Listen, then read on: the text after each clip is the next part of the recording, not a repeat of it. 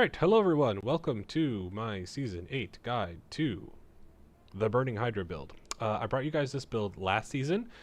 This build is, I would say, significantly changed from last season. I didn't anticipate myself playing Hydra this season, mostly because coming into the patch there weren't any significant buffs to the build. And the content got harder, and so I just didn't think it was going to be fun. But as I'm sure many of you are aware, in the last patch, Combustion, the key passive here, got a stealth buff, or it is now bugged, I don't know. My personal opinion is that Blizzard will make some of these changes mid-season, undocumented, to see how they impact the meta in terms of a build.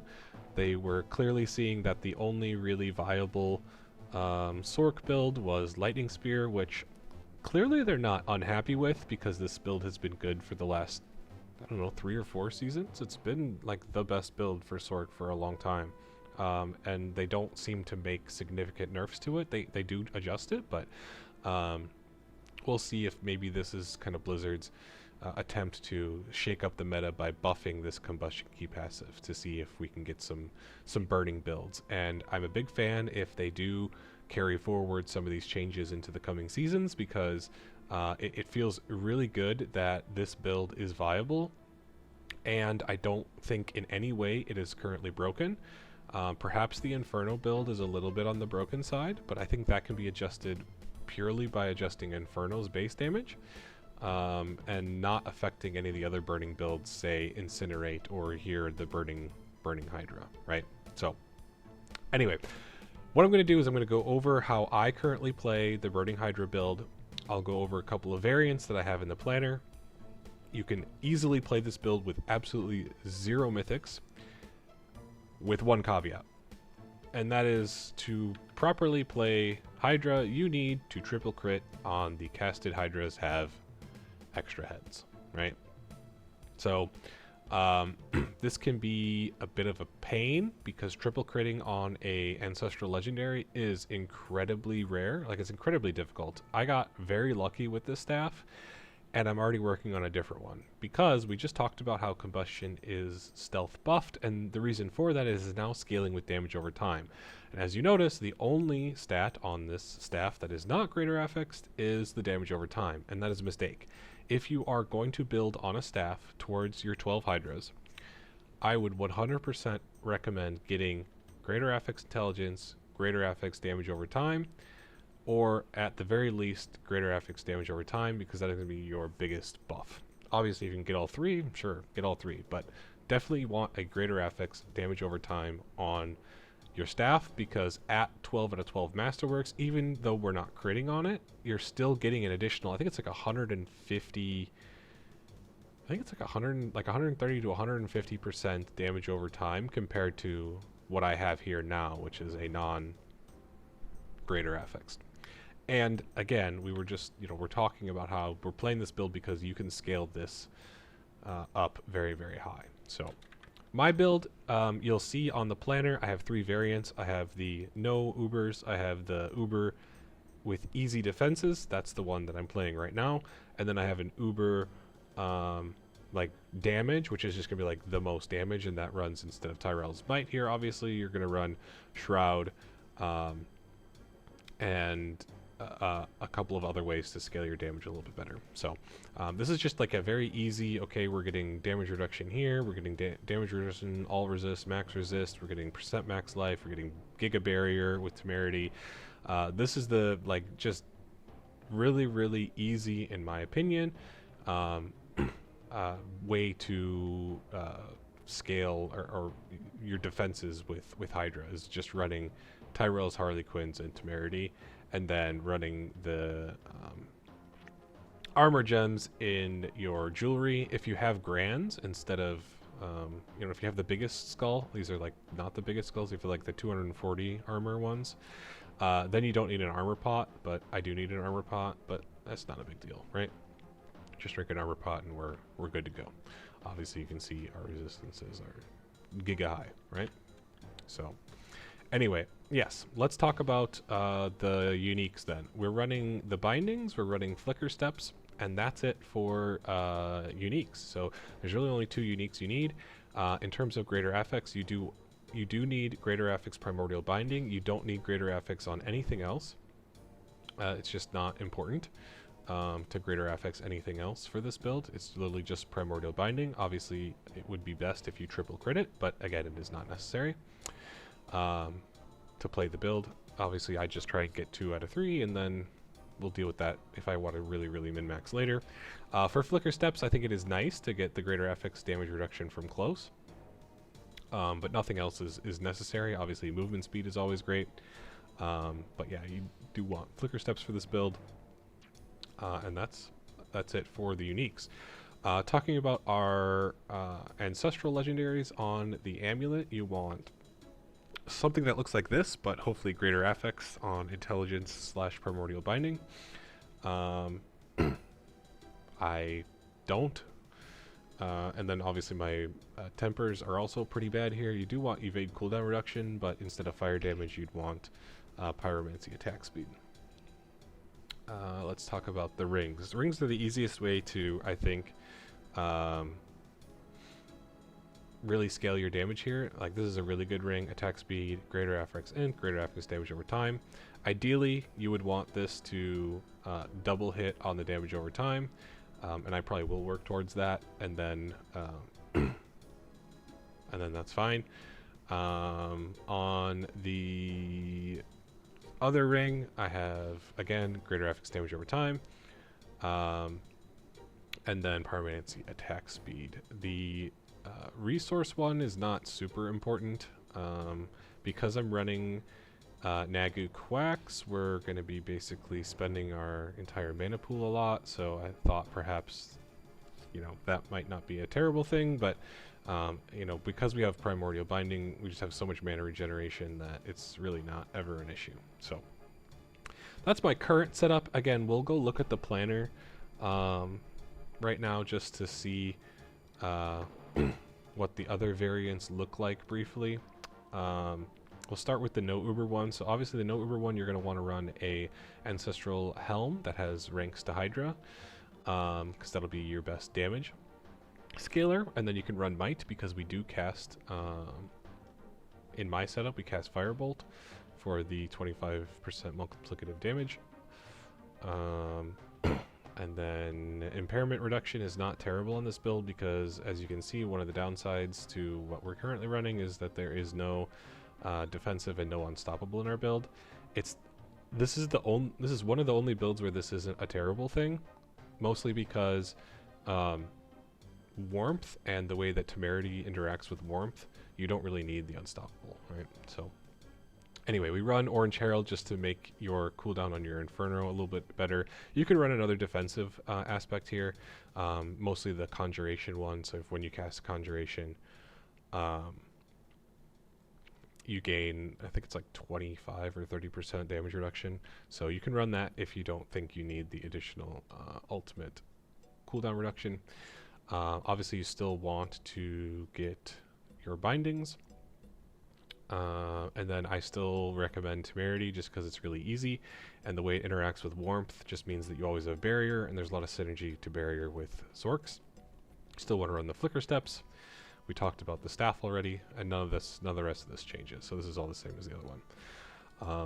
This uber easy defense is the build that I'm currently running. It looks just like this. We kind of just went over this. If we're looking at the damage though, we're going to swap to Shroud of False Death to get the additional ranks to the passive. To all the passives, it's going to scale our damage even better. And then we have to switch to get resistances and stuff, and mostly our armor and all that. We have to switch to Legendary Pants. We can't run the Temerity anymore, and we want Resist All Elements, probably G-Aid. Obviously you can run potions and stuff, and then it's fine, but as you can see, we're like barely over the cap here on these. We're like 0.3 away, 0.3% away. But yeah, that's really the only main difference, is swapping out this for Tyrell's, and then you're swapping into a different pants, and that's the way we run it. So let's talk about the boss powers really quickly. We run Cinerate's Flames for the additional burning damage that we can stack. Because we're not running Charged Bolts. Because we're running Teleport Enchant. And then attacks reduce the cooldown, and Firebolt with Pyromancy attack speed casts really, really fast. So as long as this is around like 5 seconds, ideally you'd want this to be, and I think with this, I forgot to put this on here, but evade cooldown reduction here, yeah, we can get this under 5 seconds. So basically we're casting our Firebolt twice and then teleporting again, and so we're kind of just like constantly teleporting, and we're constantly stacking this burning damage. And again, any source of burning from us is getting the benefit from combustion. So Cinerates is actually just really, really good here. We are running the Beastmaster's training because our summons want to do more damage. The unfortunate part about how this currently scales in this this set is with critical strike damage, which we have no use for apart from scaling this this particular power. But as you can see, it is a very large multiplicative, so it is worth it. And we'll talk about how we get to the current bonus of almost 150% here. And there definitely is ways to get this higher. So anyway, and then we take the multiplicative damage over time from the Burning Skull, and then we take the 30% increased vulnerable damage here on Harbinger's Hatred Volley. So that's that. If we're talking about the skills, these are basically the same. The only difference is we take one out of Warmth and put it into Incinerate on the no Ubers, because you don't have Shaco, and we need to have Incinerate to put it in our enchant. So otherwise everything is basically the same. I take Glinting Firebolt for the 25 multiplicative burning damage. It gives us something to do while our Hydras are sitting there and spitting away, and we're waiting for Inferno to come back off of cooldown. We take Greater Fireball for the Execute. If you're pushing pits, do not underestimate how excellent this actually is. We are taking Mystical Teleport so that we can get Crackling Energy, and while we have Crackling Energy, we deal multiplicative damage. We'll get to that later.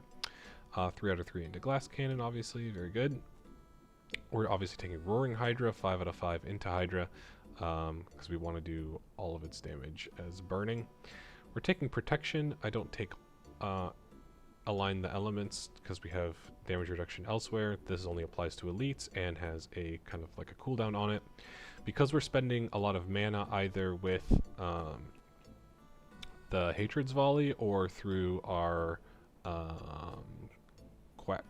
Cax Ruin, we do get Mana Shield, and that is a very large damage reduction, 30%. So that's very good. Obviously, it ranks to Primordial Binding. I don't know how it scales this, but you actually get way more on your gloves. So like this only shows 14, but like I said, in game I'm already at 20, and you can get this a lot higher. Inner Flames is the best multiplier in the Stork tree. So adding another 6% here with Shroud of False Death is actually very helpful. Let's see. Firewall, we go 2 points so that we can get this enhanced Firewall. We will cast Firewall manually so that we can get this multiplicative burning damage on there. I take 3 out of 3 into Horror Frost, and then 3 out of 3 into Icy Touch. Horror Frost, you do freeze enemies with your wolves rather frequently, actually, and I used to run the mystical the Ruin to cast Frost Nova, but I've switched to this because it's a little bit more consistent. But you still want Horror Frost because you will get this increased damage to frozen enemies just with your wolves freezing them. Obviously, we take these two passive elemental synergies and evocation. The one thing I don't know is that when we have the bindings on, this doesn't say it counts as a pyromancy skill, so I don't know if this is doubling it. Hopefully it is. It probably isn't, but yeah, anyway. Max into Inferno, obviously. We take all 3 of these. Yeah, we take all 3 of these. Soulfire is actually a lot better than I thought it was, because of when you're fighting a lot, you're actually not moving a lot. You're casting Firebolt and then teleporting, and that doesn't count That still, it counts you as standing still, right? Um, and yeah, that helps you do more damage because we're getting about 12% from there. And then we take convulsions so that we can get the 15% multiplicative here. And that's the skill tree. It's actually pretty simple. Nothing too complicated to talk about. If we go over to the Paragon board, I have it set up like around 200, 250, or 300. Obviously, if you're not quite to Paragon 200, then you know, kind of follow the board is laid out a little bit better than I had in the past. I've updated it a little bit recently. So let's talk about the 250 one, because I think that's like just more of a middle ground. We talked about how for Beastmaster's training, we need critical strike damage, and the best way to do that is with your destruction glyph. And right now you can see that it's at level 70.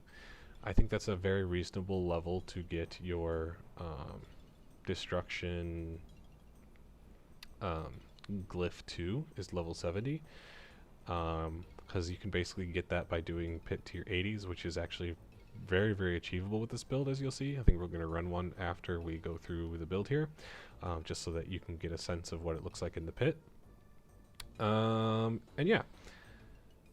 And that gets you to the 150 is this glyph plus a couple of other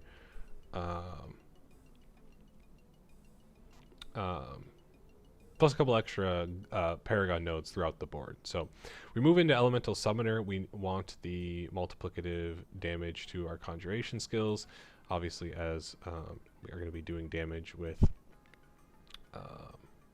our Hydras, and this scales our Hydra damage. So yeah, you can see we forego a couple of these intelligent nodes at 250 just because there's other things we need to get to, as you can see. And this is like about 250. It's not like exactly 250, but this is like around Paragon 250. This is what you'll be at. We come up into Burning Instinct. Obviously, we want to increase our burning damage as much as possible. So we obviously need to take this node. And then the second most important glyph is our Flame Feeder. So combustion scales off of our damage to burning enemies, so you want as much dexterity as possible. This is a nice board for this because you can get 70 points of dexterity here, and that increases our burning damage by a lot, and so we want to take as many of the dexterity nodes here as possible. We come over into Fundamental Release. This is our most important glyph, and that's the Torch glyph, because this does our fire damage over time, so we need to put as much willpower, and this board has the most willpower on it, so we take that, we take a bunch, so there's like crit damage nodes here, crit damage nodes here, damage to burning nodes. Those are scalar combustion. We want to take all of those, right? Very good. And then last but not least, we come into Frigid Fate just for the bonus damage to vulnerable enemies. And then there's some other nodes in here, just like vulnerable damage is nice, and obviously max life is good. And so this is where you're at 250. As we go to Paragon 300, obviously you're finishing off and taking the rest of your intelligence nodes here to scale your conjure glyph as much as possible, and then really you're filling out a lot of the like magic nodes that just give additive like non-physical damage, or we're taking, you know, we came up here for some vulnerable damage and stuff, and you know, you're just taking we also came down here for some max life. The conjuration cooldown doesn't actually all that matter, but yeah, that's what it looks like at 300. So that's basically the build. We talked about the skills. We talked about the Paragon board. If you are leveling your glyphs, I would say Torch, then Flame Feeder. Well, I'd probably do, I don't know. You want your destruction to 70, so I would for sure do like Torch, Flame Feeder, and destruction to 70 if you can, and then from there as high as you can go on your Torch and your Flame Feeder for your glyphs. So that's that. But alright, well, here we are. I know you'll probably have seen, what I'm going to do is I'm going to kill Belial here. You probably saw that in the opener. And then we'll go do a pit tier 80 and just see how that goes. And that'll be the showcase. And so hopefully you will have enjoyed the guide here. If you have any questions, leave a comment. And yeah, otherwise we're gonna just put some music on and let you enjoy the run. Okay, cool. Let's go.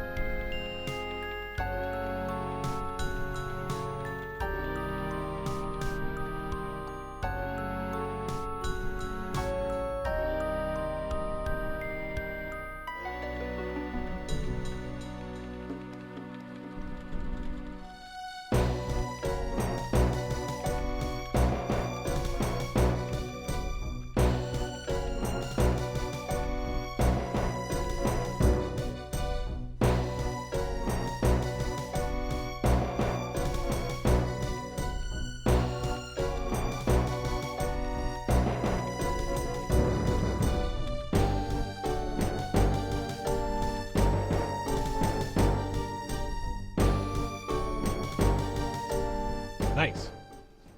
So yeah, that's pit tier 80. Some things I thought about as I was going through this run that I didn't talk about is just kind of like the general playstyle of the build.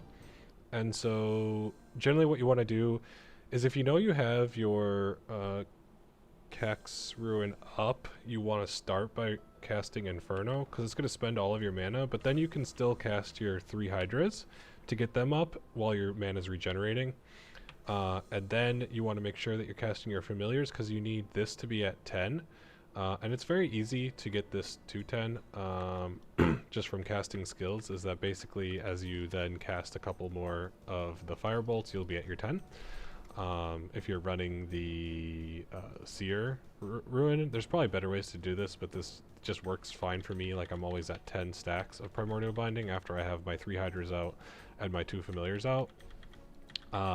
From there, it's basically casting, making sure that you have your Firewall down, casting Firebolt to reset your your evade, your teleport evade, and then you're stacking the burning damage you can see there. And then casting Inferno on cooldown, making sure your Familiars are up, and then basically weaving in Firebolts and putting down a Firewall every, what is it, 8 seconds? Yeah, so. Or if the enemies move, you'll need to put down another Firewall to make sure that they're standing on it or whatever. But yeah, as you can see, I just did a pit tier 80. It was incredibly easy. The build is incredibly tanky when you play it the way that I'm playing it, at least. The other versions should still be just as tanky as long as you have everything capped out. Also because of how warmth works. But yeah. Things that I can improve from here, if you're looking to push this even further into like pit tier 90 or even to 100, it might be possible. Ways I could do that is increasing the amount of Primordial Binding. So this could go up to, I think, 5 if I were to double hit this one.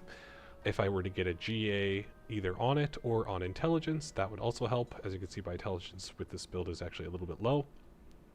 Double critting on both of these damage over times would give me a good multiplicative bonus to the combustion as well. So there's a lot of like gear improvements that I can do to get more damage. Also, if you're doing like the higher damage variant of this, you're running obviously instead of Tyrell's Might, you're running Shroud. I don't have a Shroud, so this just makes more sense. And you're getting a bunch of extra damage from all those additional passive points that you're getting. Probably close to, I don't know, I think it's like close to on the Sorc tree, like 20+% additional multiplicative damage. And that would be a way to scale this up. And obviously, I didn't struggle in this pit tier at all. Things went down very easily.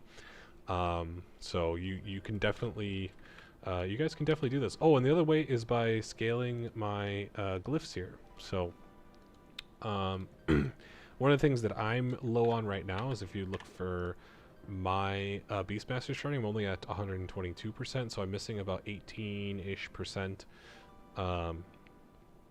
multiplicative damage for my Hydras here. So I think what I'm actually going to do on these pit tier 80s is try to increase my destruction glyph a bit. And we'll see. So what did we say I was at? Just so that you guys can see. I was at 122.9 as we upgrade the destruction glyph.